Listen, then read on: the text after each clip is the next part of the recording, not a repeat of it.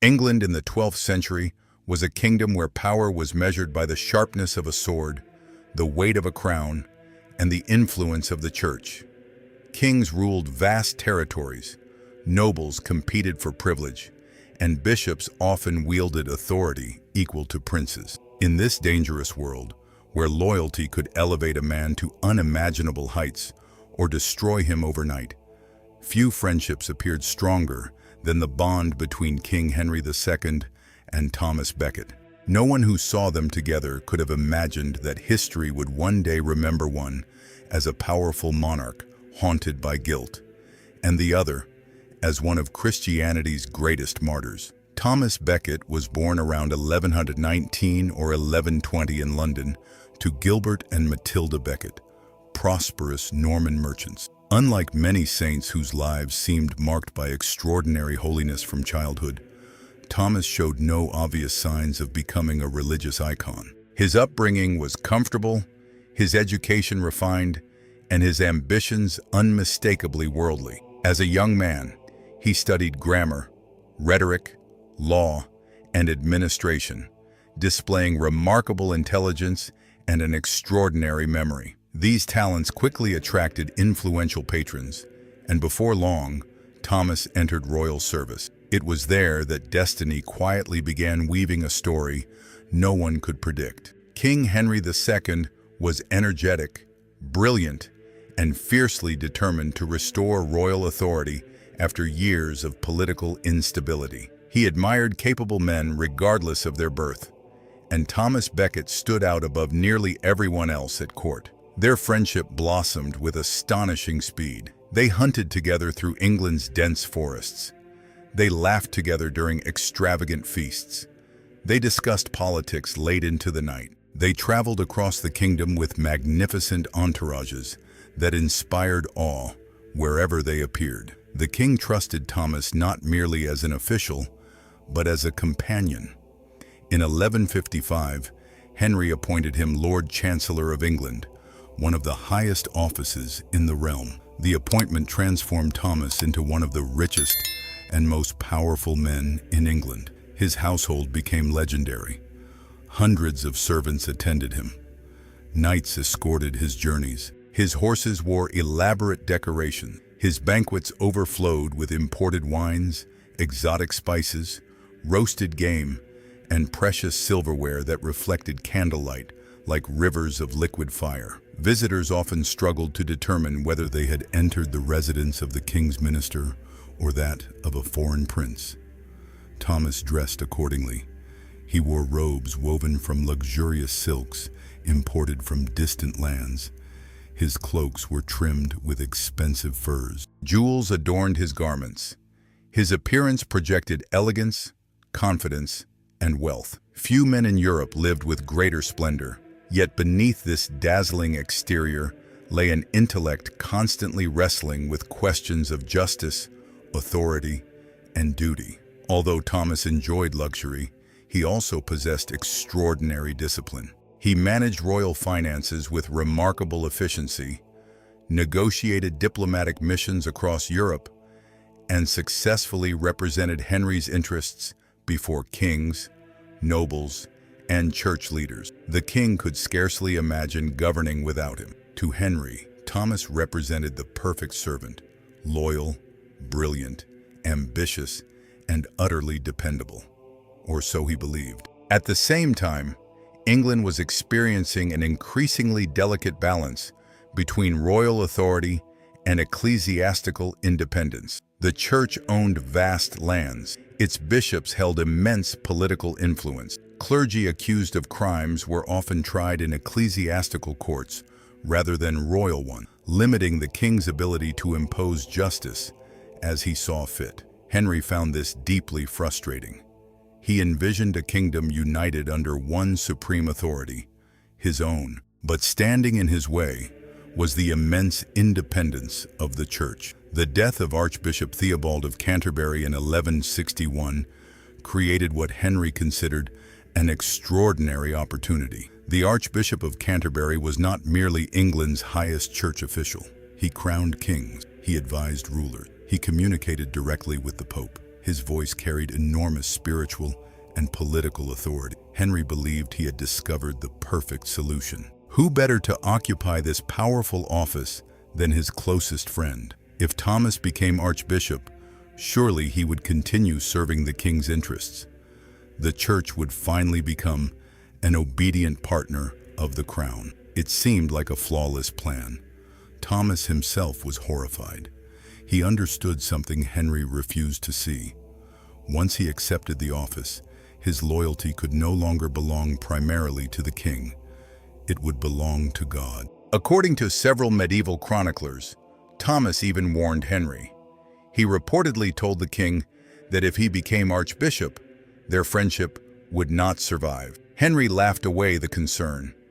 He believed he knew Thomas better than Thomas knew himself. Reluctantly, Thomas accepted. On June 3, 1162, he was ordained a priest. The very next day, he was consecrated Archbishop of Canterbury. Then something happened that stunned everyone who had known him. It was as though the magnificent courtier had vanished overnight. The transformation was so sudden that contemporaries struggled to explain it. The lavish robes disappeared. The glittering jewels were set aside. The luxurious banquets ended. The laughter that had once echoed through royal halls gave way to long hours of silence and prayer. Servants who had once prepared elaborate meals now watched in disbelief as their master chose coarse bread, vegetables, herbs, and water over rich delicacies. His magnificent residence became noticeably quieter. Celebrations ceased. Entertainment gave way to contemplation. The man who had once embraced worldly prestige now sought deliberate obscurity. Yet the greatest change remained hidden beneath his robes. Unknown to nearly everyone, Thomas began wearing a rough hair shirt made from coarse animal hair directly against his skin. The garment constantly scraped his flesh. Every movement caused discomfort. Every step reminded him of sacrifice. Every hour became an act of silent penance. Its purpose was never to impress others. In fact, he carefully concealed it beneath elegant ecclesiastical clothing. To those around him, Thomas still appeared dignified. Only he knew the constant pain pressing against his body. As months passed, his spiritual discipline intensified. He rose before dawn to pray. He spent long hours reading scripture and theological writings. He personally washed the feet of poor people. He distributed generous alms. He welcomed beggars into his household. He cared for widows and orphans. Many evenings ended not with royal entertainment, but with private prayer deep into the night. Those who remembered his former lifestyle whispered in astonishment. Some believed the transformation was sincere. Others suspected political calculation. Still others feared something almost supernatural had taken place within him. How could one man change so completely? Friends who expected the cheerful chancellor encountered instead a serious shepherd determined to defend the church at any cost.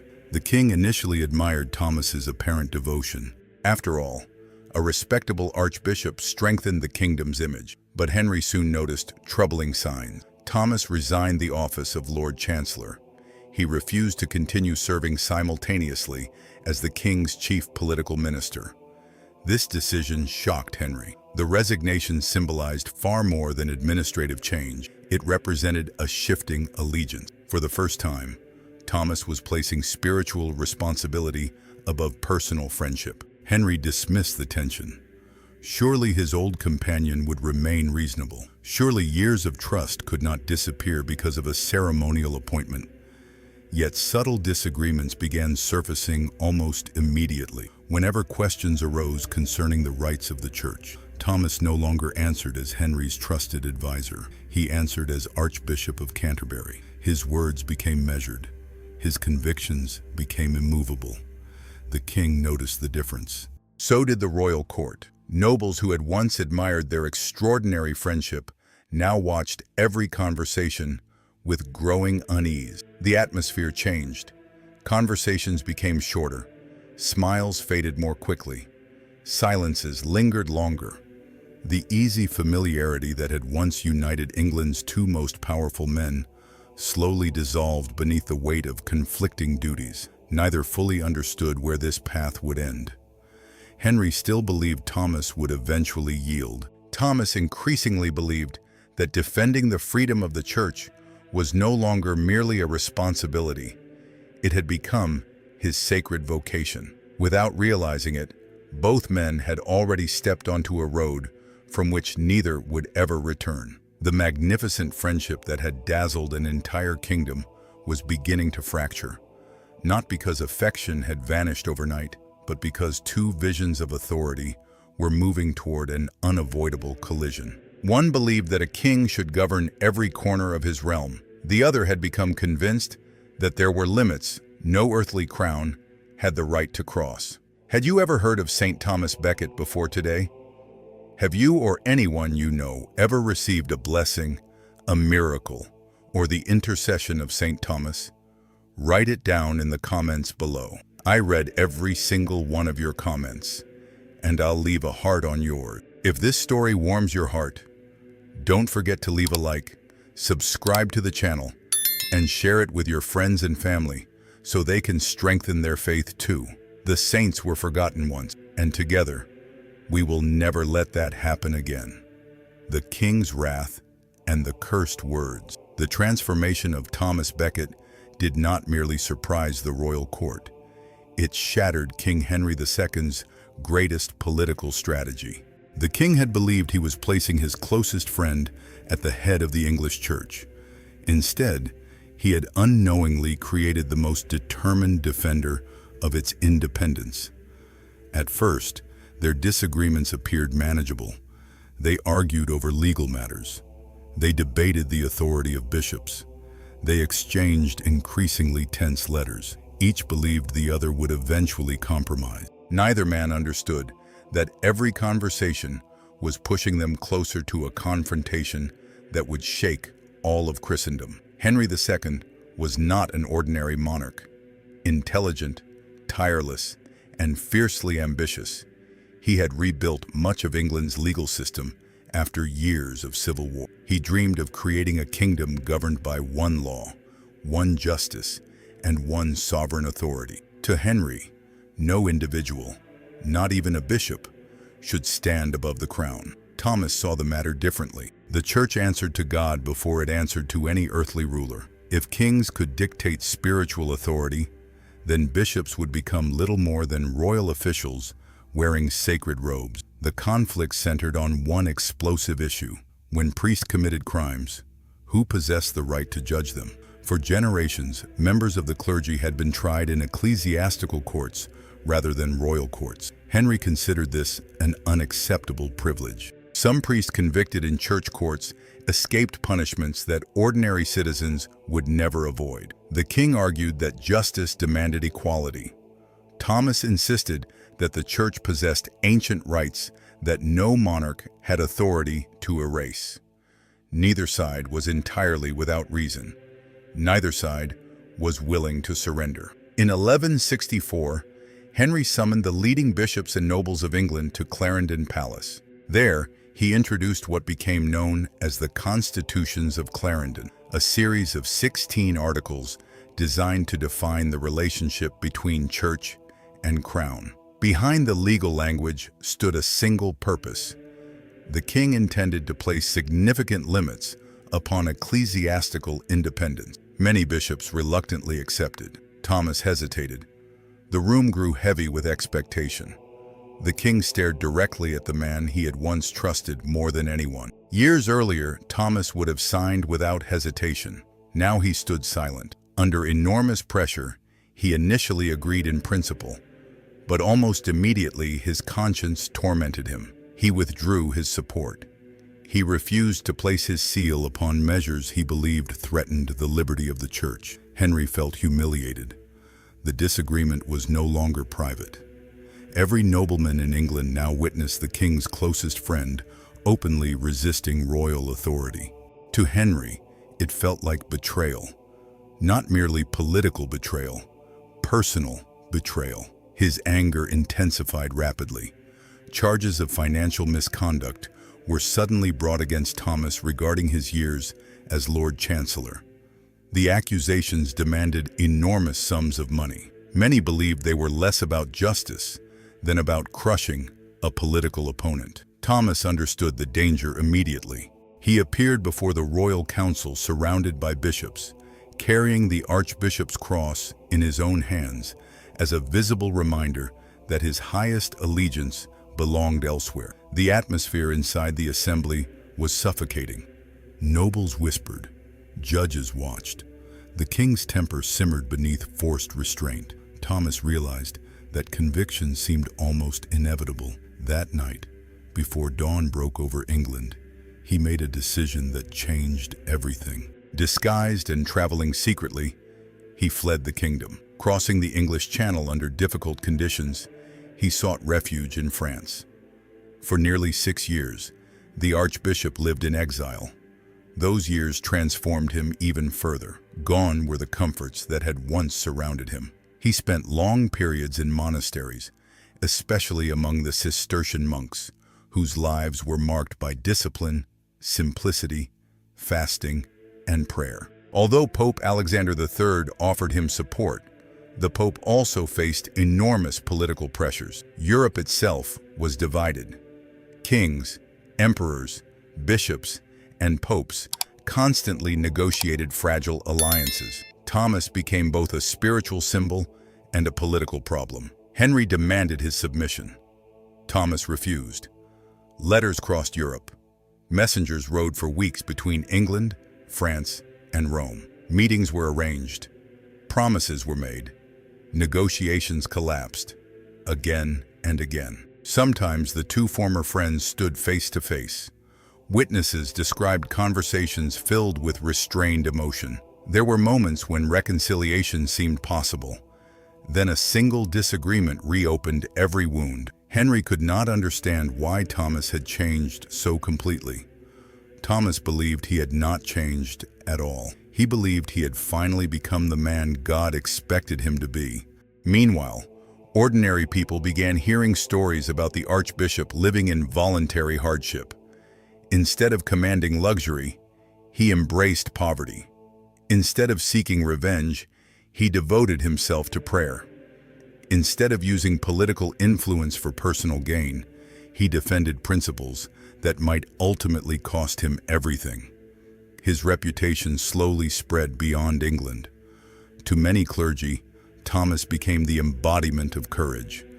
To many royal supporters, he became an arrogant rebel. Years passed without resolution. Finally, in 1170, after exhausting negotiations and mounting political pressure, an uneasy reconciliation appeared within reach. Henry allowed Thomas to return to England. There was no joyful reunion, no celebration, no restoration of friendship. The two men remained separated by invisible walls built from years of mistrust. When Thomas landed on English soil after his long exile, crowds gathered to welcome him. The poor cheered. Many priests wept openly. Monks rang church bells. Some believed peace had finally arrived. Others sensed that the real danger had only begun. Thomas immediately resumed exercising his authority as archbishop. One of his first major actions reignited the conflict. Several bishops who had supported the king in controversial religious ceremonies were formally suspended or excommunicated. News spread rapidly across England. Before long, it reached Henry, who was staying in Normandy during the Christmas season. The king had already endured years of frustration. Now he learned that Thomas, only days after returning, had once again challenged royal authority. Witnesses described Henry's explosion of rage as terrifying. He paced through the great hall. His face flushed red. His voice echoed against the stone walls. Courtiers lowered their eyes. No one dared interrupt him. His fury became uncontrollable. Then came the words that would echo through history. Different chroniclers preserved them with slight variations, but their meaning remained unmistakable. "Will no one rid me of this turbulent priest?" Others recorded him saying, "What miserable drones and traitors have I nourished and promoted, who let their lord be treated with such shame by a low-born cleric. Whether those exact words were spoken or slightly altered over time no longer mattered. What mattered was how they were heard. Standing nearby were 4 knights loyal to the king: Reginald Fitzurse, William de Tracy, Hugh de Morville, Richard Le Breton. These were experienced warriors, men accustomed to solving problems with steel rather than negotiation. They listened carefully. No written command followed. No royal seal authorized violence. No official order of execution was ever issued. Yet the king's fury sounded unmistakably like a challenge. Perhaps they believed they would earn royal gratitude. Perhaps they sought glory. Perhaps they convinced themselves they were defending the crown. Whatever their motives, they acted with frightening speed. Without announcing their intentions, the 4 knights armed themselves. They gathered companions, mounted their horses, crossed the icy waters of the English Channel. Every mile carried them closer to Canterbury, closer to the cathedral, closer to the man whose life had become the center of England's greatest political conflict. Winter settled heavily across the countryside. Cold winds swept through villages. Church bells marked the final days of December. Inside Canterbury, Thomas Becket continued his daily duties, fully aware that powerful enemies surrounded him. Friends urged caution. Some warned him that the king's anger had reached dangerous levels. Others whispered rumors of armed men moving across England. Thomas listened. He understood the risks better than anyone, yet he refused to alter his routine.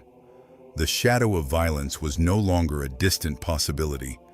It was moving steadily toward the cathedral with every passing hour, carried by 4 determined riders whose swords would soon transform a political struggle into one of history's most unforgettable acts of martyrdom. The horror at the altar and the miraculous blood. The final days of December in the year 1170 were wrapped in bitter cold. A heavy winter sky hung over Canterbury, while the ancient cathedral stood as it had for generations, a place where prayers rose with the incense, monks sang the divine off ice, and weary souls sought peace beneath its towering arches. But beneath that sacred silence, an invisible storm was approaching. The 4 royal knights rode relentlessly toward the city: Reginald Fitzurse, William de Tracy, Hugh de Morville, Richard Le Breton. Every hoofbeat carried them closer to an act that would forever stain English history. They arrived in Canterbury on December 29th.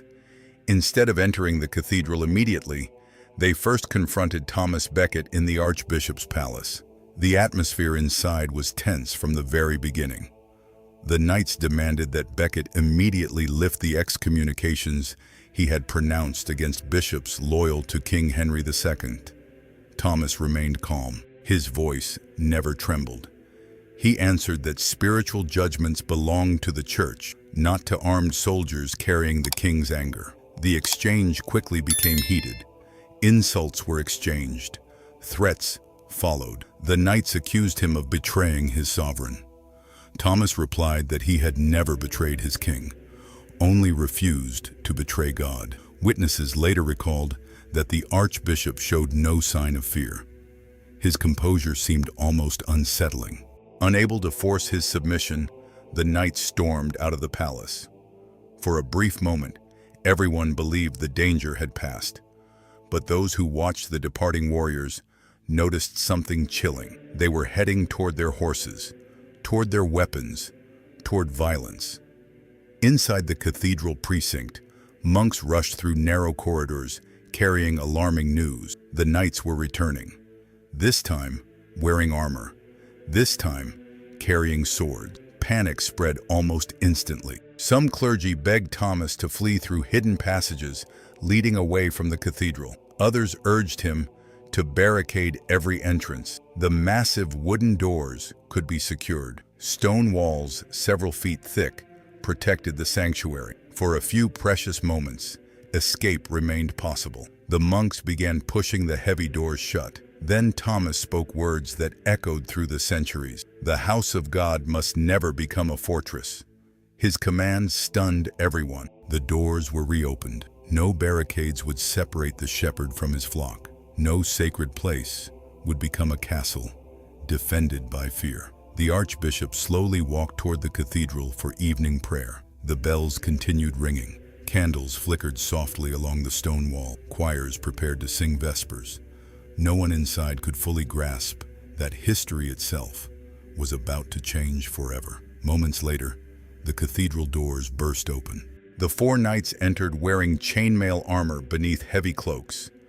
Their swords gleamed beneath the fading winter light. Behind them came several armed followers. Their footsteps thundered across the ancient stone floor. The sound shattered the peaceful rhythm of prayer. Monks froze. Pilgrims stared in disbelief. Some fled deeper into the cathedral. Others remained rooted in place, unable to move. The knights shouted for Thomas Becket. "There he is!" The archbishop stepped forward. He did not hide. He did not run. Standing near the steps leading toward the high altar, he faced the armed men directly. Reginald Fitzurse demanded that he come outside. Thomas refused. "I will not leave this church." The knights attempted to seize him. Several witnesses described a brief struggle. Although nearly 60 years old, Thomas resisted with remarkable strength. He pushed one of the knights backward. Another lost his balance. For an instant, chaos filled the sanctuary. Then steel flashed through the air. The first sword struck. Its blade sliced into the top of Thomas's head, tearing away part of his scalp. Blood immediately streamed down his face and onto his white vestments. Those nearby screamed, yet Thomas remained standing.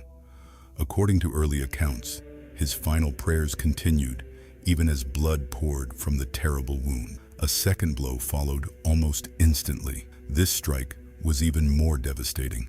The force drove him to his knees upon the stone floor of the cathedral. His hands reached downward, not in surrender, but in prayer. Some chroniclers record that he whispered, "For the name of Jesus and the protection of the church, I am ready to embrace death." The third strike was catastrophic.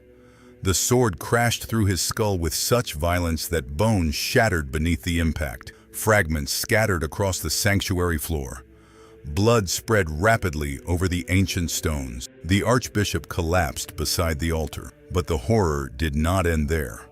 One of the knights, Hugh de Morville's companion, often identified in medieval accounts as Hugh of Horsehair, though not one of the four principal knights, stepped forward with shocking brutality. Placing his foot against the fallen archbishop's neck, he forced the lifeless body downward. Then, using his weapon, he struck the already shattered skull again. Contemporary witnesses claimed that part of Thomas's brain spilled onto the cathedral floor. The man reportedly shouted words that horrified everyone present. "This fellow will rise no more." Silence followed. An unbearable silence. The chanti nung had stopped. The bells no longer seemed audible. Only the dripping of blood echoed inside the cathedral. Monks slowly emerged from hiding. Some wept uncontrollably. Others knelt beside the broken body, unable to believe what lay before them. The sacred floor around the altar had become a scene of unimaginable violence. No Christian sanctuary in England had witnessed such sacrilege. The murder of an archbishop inside his own cathedral shocked even hardened soldiers. The assassins themselves appeared shaken by the enormity of what they had done. Instead of remaining to justify their actions, they quickly searched the archbishop's residence for documents and valuables before fleeing Canterbury. News traveled with astonishing speed. Long before written reports could be copied, merchants, pilgrims, monks, and travelers carried the story across England. Within days, Europe knew. An archbishop had been butchered inside God's house. Kings heard the reports. Monasteries mourned. Churches offered prayers. Even many supporters of Henry II were horrified. No political conflict seemed capable of justifying such a crime. As evening gave way to night, the monks gently lifted Thomas's body from the blood-soaked floor. Every movement was filled with reverence. Every torn vestment seemed precious. Every drop of blood appeared sacred. They carried him into a nearby chamber to prepare him for burial according to ancient Christian custom. There, another astonishing discovery awaited them. As they carefully removed his magnificent archiepiscopal robes, they expected to find the finely woven linen usually worn by high-ranking church leaders. Instead, hidden beneath the splendid garments, lay something almost unimaginable. Pressed tightly against his skin was a rough hair shirt made from coarse animal hair. Its harsh fibers had rubbed his flesh raw. The garment was filthy. It was soaked with sweat accumulated through years of hidden penance. Even more shocking, medieval witnesses recorded that it was crawling with countless lice and fleas. The tiny insects scattered as the clothing was removed. The monks stared in stunned silence. Many had lived beside Thomas for years, without suspecting the severity of his private discipline. The luxurious chancellor they had once known had secretly embraced relentless suffering every single day. His sanctity had never been displayed before crowds. It had remained concealed beneath elegant robes, while unseen pain accompanied every movement of his body. The discovery spread rapidly among those present. To many, it confirmed what his final moments had already suggested. Thomas Becket had not become a martyr merely when swords pierced his skull. His martyrdom had begun years earlier, hidden beneath layers of humility, sacrifice, and silent devotion that only God had fully witnessed. Meanwhile, inside the cathedral, the blood staining the ancient stones remained untouched for hours. Those crimson traces would soon become the center of extraordinary reports that would transform Canterbury into one of the greatest pilgrimage destinations in medieval Europe, as stories began to circulate that something remarkable was already happening around the blood of the fallen archbishop.